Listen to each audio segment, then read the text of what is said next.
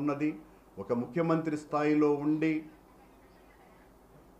EO చెప్పినటువంటి మాటలకు భిన్నమైనటువంటి మాటలు చెబుతూ పూర్తి వ్యతిరేకంగా మేము మా ప్రభుత్వము లడ్డూ ప్రసాదాలలో నెయ్యికి బదులుగా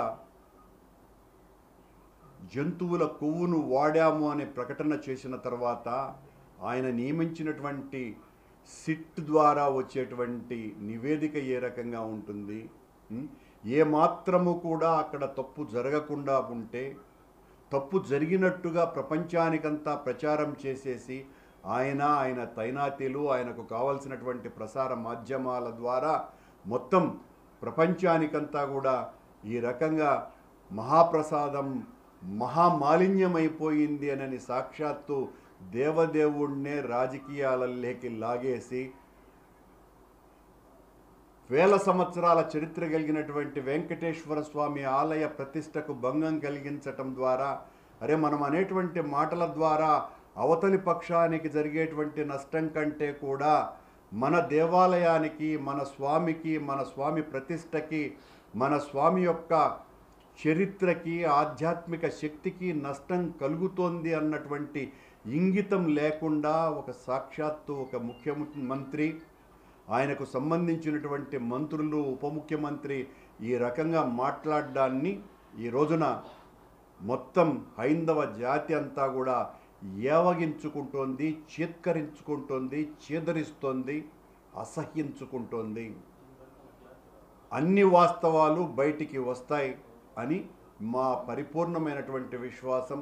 మేము మొదటి నుంచి చెప్తున్నాం, సత్యం మా వైపునుంది, సత్యం మా వైపున నిలుస్తుంది, సత్యం కోసమని ఎంతకైనా పోరాడతాం. మేము తప్పు చేస్తే ఏ శిక్షకైనా భరించటానికి సిద్ధంగా ఉన్నాం.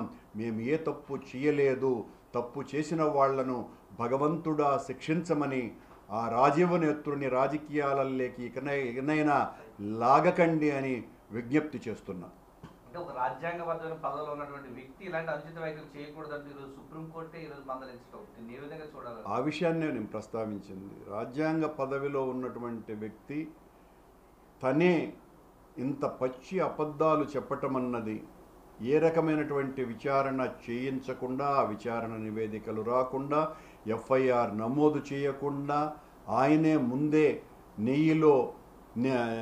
లడ్డూలో నెయ్యికి బదులుగా జంతువుల కొవ్వు కలిపారు అని ప్రకటించటాన్ని సుప్రీంకోర్టు చాలా తీవ్రంగా ఆక్షేపించటం నిజంగా కూడా దైవమే పలికించినటువంటి ఒక గొప్ప నిర్ణయంగా మేము భావిస్తున్నాం.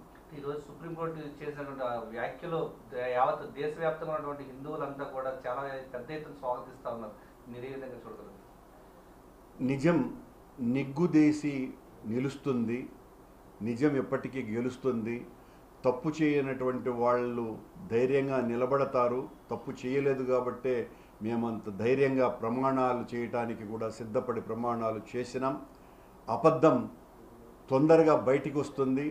అబద్ధాన్ని నిజం చేయటానికి చంద్రబాబు లాంటి వ్యక్తులు ఎంతకైనా కూడా దిగజారి తమ ప్రసార మాధ్యమాల ద్వారా ప్రజల్ని ఒప్పించేటువంటి ప్రయత్నం చేస్తారు.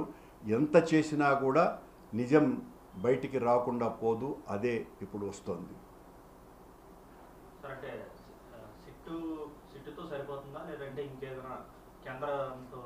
సుప్రీంకోర్టులోకి వెళ్ళిన తర్వాత ఇప్పుడు నేను అలాంటి మాటలు మాట్లాడడం కరెక్ట్ కాదు.